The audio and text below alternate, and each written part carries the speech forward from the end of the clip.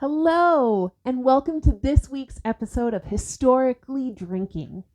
This week, we're talking about tequila, what it is, how it's made, and then we'll touch on a little bit of history. Although mostly what we're going to be talking about today is what tequila is. We'll do another episode more where we delve even more into the really cool history of this spirit. But of course, as always, first we'll make a cocktail.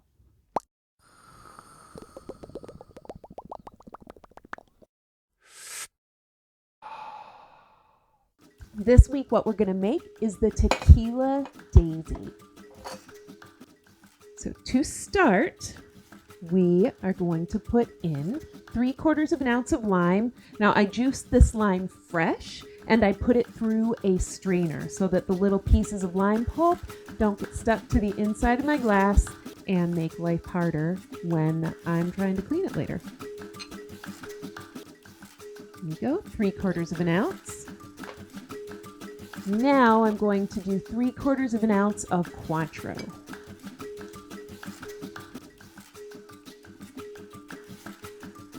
So the Daisy is a whole family of drinks. Oh, and lastly, I'm doing some Blanco Tequila. I'm using Casa Noble, which is a fantastic brand, no matter what age you are using. There you go, and I'm doing 2 ounces of this.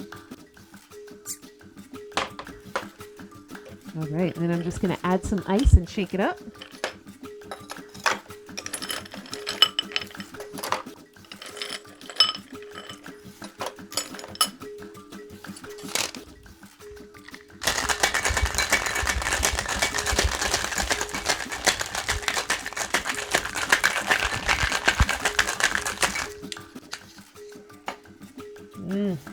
Beautiful. I have my glass over here chilling with some ice in it, as always. Remember, you want to always try and get your glass nice and cold before you put your cocktail in it so that it doesn't warm up your cocktail when they touch.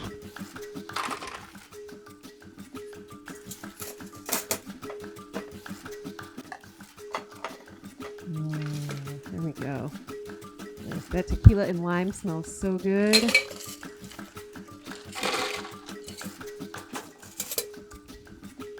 All right. Now we just need a garnish. And daisies are traditionally garnished with mint or whatever fruit is in season. Because I have these limes right here, I'm garnishing it with a lime. All right, let's give this Tequila Daisy a taste.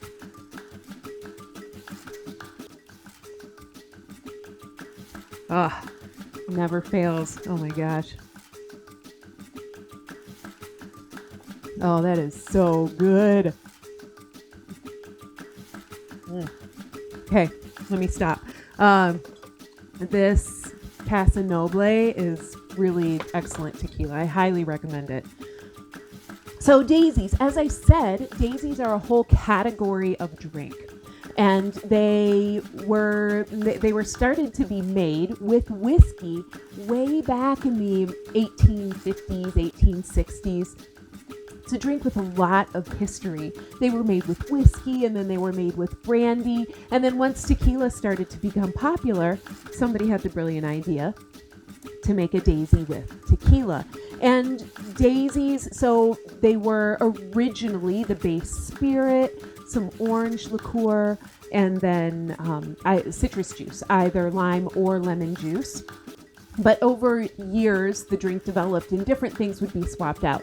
So instead of the orange liqueur, maraschino liqueur might be used, or grenadine might be used. And then also sometimes a splash of soda water would be put on top. So there was a lot of changing of what the daisy was over the years. But this is for the Tequila Daisy recipes that I found reference to. This was an accurate way to make it. So I'm wondering if any of you know how you say daisy in Spanish. If you don't, I'll let you know. We'll get back to that at the end of the episode. All right, so tequila. What is tequila? Well, it is made from the agave plant. One agave plant specifically, the Blue Weber agave. And that agave, to become tequila, can only be grown in certain areas of Mexico. You could grow that specific type of agave in the southwestern U.S. and make a spirit out of it the exact same way that you make tequila, but you could not call it tequila because tequila is a protected name. It has to be made in those specific regions in Mexico. So the type of agave that tequila is made from is called Blue Weber. Now, I tried to get a Blue Weber agave, but I couldn't, so I got this instead, which is similar. It's called this is a Blue Flame agave, and the difference in the leaves are these leaves are kind of all like waggling tongues of flame, whereas the blue agave are more a little skinnier and straight. They're straight on the sides. They point straight out. And this is a young agave plant. Now, in the realm of agave plants, young means something much different than it does in most garden plants that we're used to. Because agaves don't come to maturity until they're 8 years old, 10 years old. For some species of agave, it takes decades for them to reach maturity. For the Blue Weber, it's 8-10 years, somewhere around in there. And once they reach maturity, they go from being like this big to like bigger than my arms can spread. They're really big plants. They stand really tall.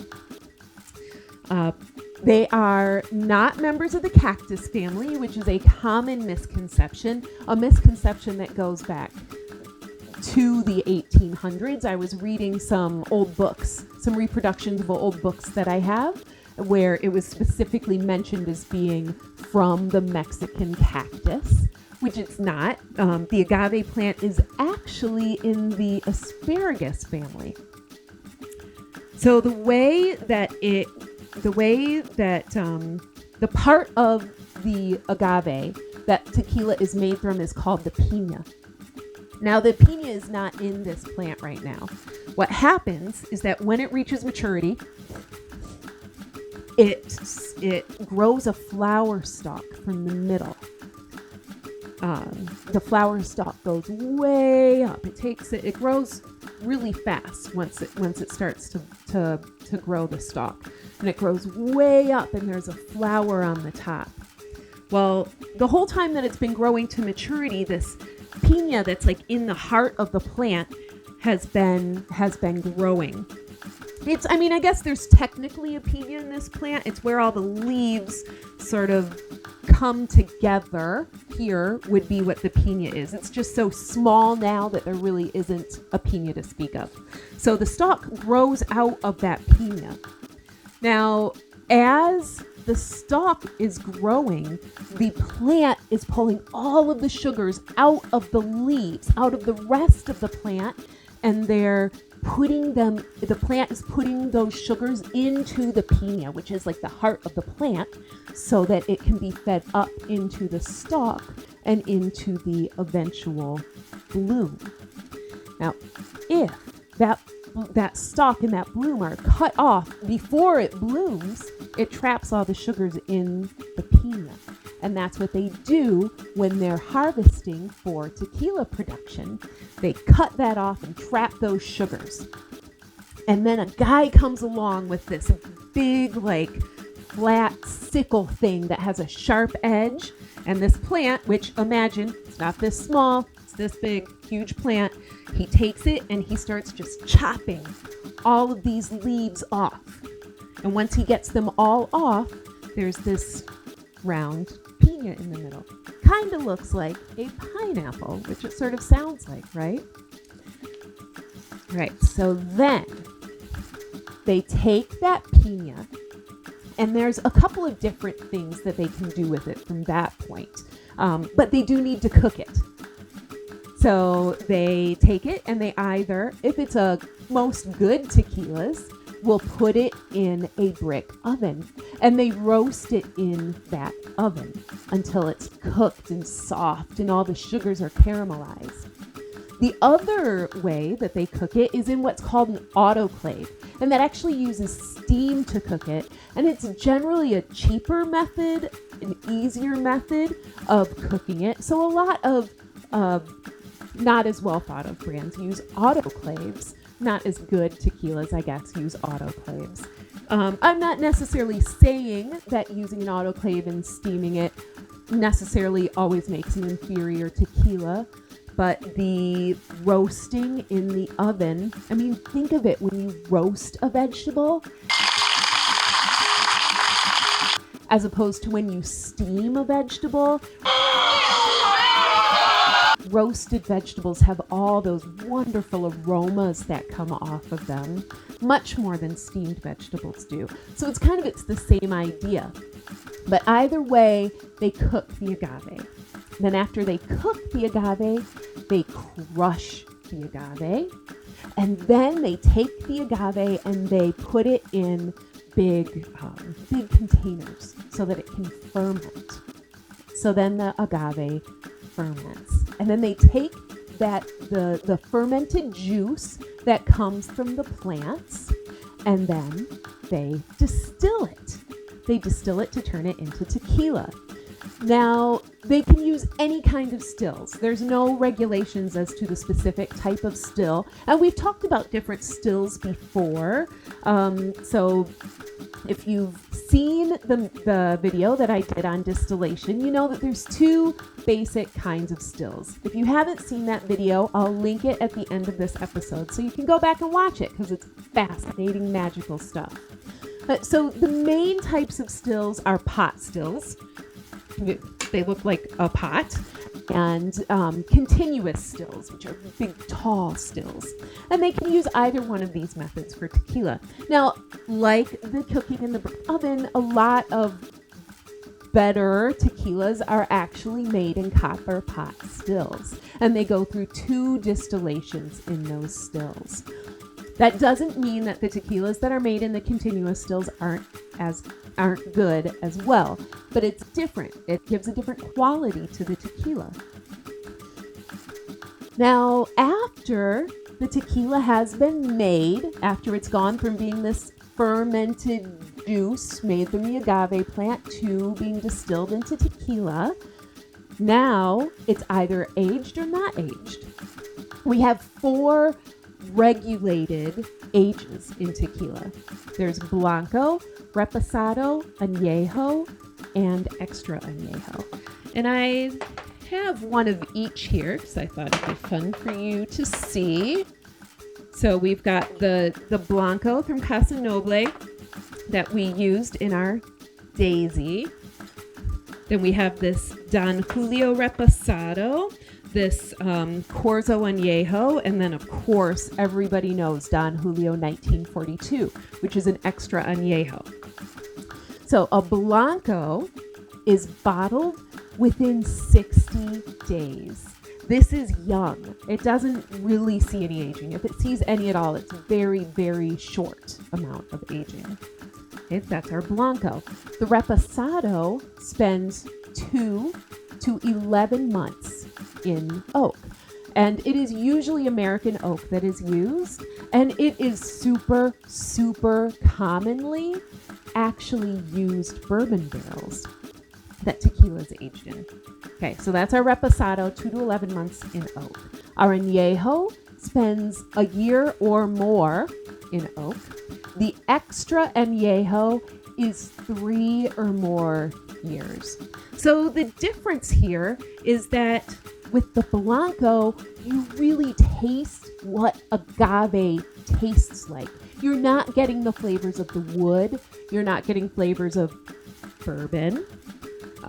You really know what the agave tastes like. And I personally, I love tequila and I prefer to drink the Blanco because I want to taste the agave. Just a personal preference. So as each one spends more time in wood, you get more and more flavor from the wood instead of the agave, and a mellowing of the agave flavor. And if it's aged in bourbon barrels, which it often is, then you get a little hint of that bourbony taste as well. Okay, so those are the ages. Now, the history of tequila. Well, interestingly, tequila is North America's only native spirit. If you think of all other spirit categories like gin, vodka, whiskey, like there are tons that we produce here, and like bourbon, which I mentioned earlier, is of course now an iconic spirit from the US, but the grains aren't native. The whiskey was not first created here. Agave itself is native to America, and creating this product, tequila, is something that only has ever happened in the Americas and in this very small region, which is pretty cool. It was the production of tequila started, supposedly, the story has gone for a long time, started when the Spanish brought distilling techniques with them to the New World. They discovered a beverage that the native peoples were making out of agave called pulque, and they put that through their stills and they made tequila. There is, however, some evidence now of stills that were in that area in Mexico, the area where tequila is made, that predate the Spanish. The evidence is not conclusive, but there is some evidence there. And as I've mentioned before, distilling is really not that complicated. It's something that's pretty easy to figure out. It makes sense that many different people invented it in many different places around the world. So maybe the Spanish brought the technique, maybe the natives who lived in that part of Mexico came up with it on their own. Or maybe they found it even in a totally different way. But so nonetheless, we know that it's been being distilled since the late 1500s, early 1600s at least. And it became really, when it started to become popular with people in the United States, is during westward expansion. So as we stopped being focused on living in the East and people started moving west, they no longer had easy access to the spirits that they'd been used to, the rum, the whiskey. They did, of course, end up setting up whiskey production, but they were coming across this spirit made from agave, and it was delicious, so they started drinking it. It became quite popular with the people who settled across the United States. Well, then, during the Chicago Columbian Exposition, the World's Fair of 1893, Mexican brandy was on display. Mexican brandy was tequila, and it was a hit at the World's Fair. So this brought tequila to the eyes of the international community. Then about 30 years later, Prohibition hit. During Prohibition, nobody could legally make spirits in the US, so one of the methods that people used to drink was, of course, smuggling in spirits across borders. And the Mexican border's right there. So a lot of tequila started being smuggled in to the southern part of the United States. But also, a lot of people from the US started going to Mexico to have fun and drink, especially the Hollywood set. And Hollywood was just becoming a thing at this time, but people were already talking about what the Hollywood stars were doing. There was a lot of stars that went especially to one specific resort called Aguas Calientes. And if you watched the early episode of Historically Drinking on Tequila Sunrise, then you've heard me talk about Aguas Calientes. But it really, like that time when people were going back and forth, either bringing tequila in or going and drinking tequila in Mexico, helped to make tequila popular, or at least an idea of something that people drank all over the U.S. Prohibition ends, people need things to drink, there's not a lot of whiskey, more tequila's brought into the U.S., people are drinking it, they like it, but it's not really taking off. In the 1950s, though, people started making tequilas started making margaritas that were frozen. And margaritas became really, really popular at that point. In fact, they never lost their popularity. From the 50s until now, margaritas have been one of the most popular drinks in the U.S. consistently, and often the number one most popular drink in the U.S. Then in 1971, a man named Mariano Martinez, who lived in Texas, in Dallas, I believe, created the first frozen margarita machine. And that was it. Mic drop. Mic drop. Tons of tequila was being used for these frozen margarita machines that started turning up in all kinds of bars everywhere. But you know what was going into those frozen margarita machines? It wasn't really our real delicious tequila. It wasn't these beautiful blancos, reposados, and añejos. Instead, it was something called Mixto Tequila. And you're probably familiar with Mixto Tequila. If you're one of those people who swears that you'll never drink tequila again, it's probably because you were drinking some nasty Mixto Tequila when you were in college. It was probably Jose Cuervo. Cuervo is not, it's tequila, they can call it tequila, but it's not a legit good tequila. It's one of these mixtos. So what a mixto is it has to be 51%, it has to be made from 51% agave distillate, 51% tequila. The other 49% can be anything. It can be just neutral grain spirits, neutral sugar spirits, just whatever the company can buy that's cheap. Cheap is the key word here, because they're looking to make their tequila less expensive, so they're buying the nastiest, cheapest alcohol that they can get to mix it with, which means it's the stuff that makes you feel bad. It's the stuff that gives you a headache. But it's that cheap tequila they were putting into those frozen drink machines, and it's that cheap tequila that became so prevalent in American bars. Like, I remember when I was coming up, that's all there was Mixto Tequila. It was like these other brands that are so popular now, Don Julio, Patron, they just didn't exist as far as I knew when I was first working in bars. But at a point that started to change. In the 90s, these 100% blue agave tequilas started to appear. We started to get these better brands being promoted. And through the 2000s, through the early 2000s, they became more and more popular with things like Patron and Don Julio 1942 really, really propelling people's tequila drinking to a place that it hadn't been before. They weren't just mixing it in some like cheap kind of okay margaritas anymore. People were starting to sip it neat and to have an appreciation for tequila and to collect tequila in the same way that people have an appreciation for and collect whiskey. And that's really where we are now.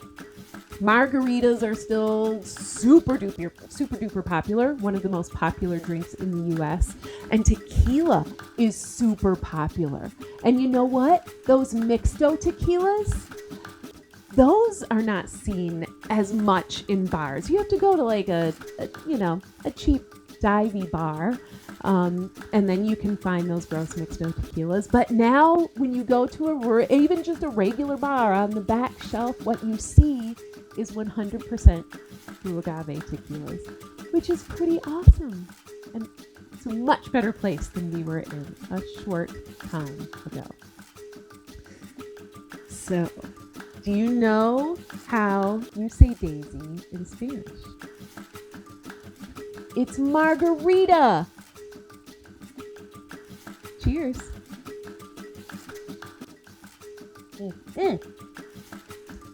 If you enjoyed this episode of Historically Drinking, if you enjoy this sort of boozy content, then I invite you to please subscribe to the YouTube channel for Historically Drinking.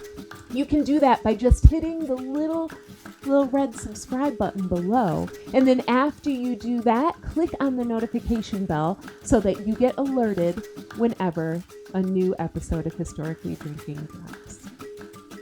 All right. Cheers. Thank you so much for watching. Bye.